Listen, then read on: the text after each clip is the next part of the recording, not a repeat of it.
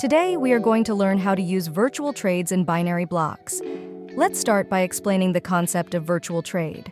The goal is to make trades in a secondary account to avoid bad trades happening in the primary account.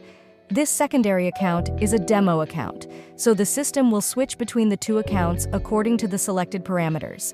The first thing to do is to locate the necessary blocks to activate the virtual trades function.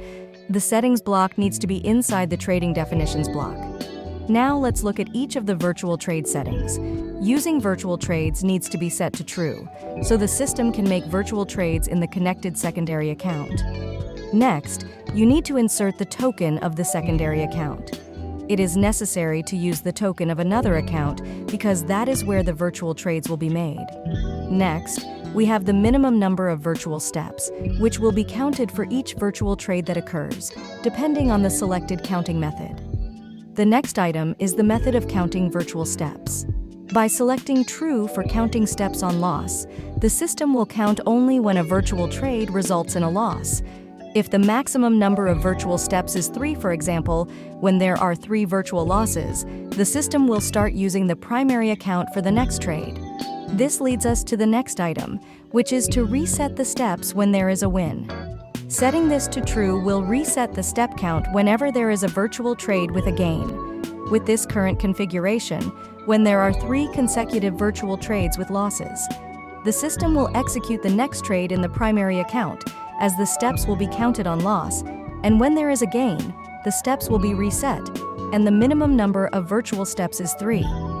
The next item will define the minimum number of trades that need to be made in the primary account when the system stops making virtual trades. Following this, there is the maximum number of trades that should happen in the primary account. When the maximum number of trades in the primary account occurs, the system returns to making virtual trades. Lastly, we have the option to return to virtual trades when a win occurs in the primary account, which will only happen if set to true. With this configuration alone, virtual trades will happen normally, but it is necessary to use other blocks to avoid interfering with risk management. An important block is the Is Virtual Trade block. This block will make the system check if the current trade is a virtual trade or not. This block can be used in any of the main blocks, allowing for specific strategies when trades are virtual or not. The next block is the number of virtual steps. It returns the current number of virtual steps.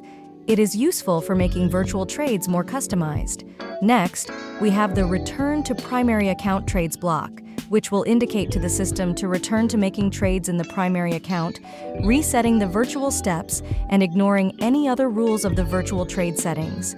Similar to this block, there is the Return to Virtual Trades block, which will make the system trade in the secondary account, ignoring any other rules in the virtual trade settings.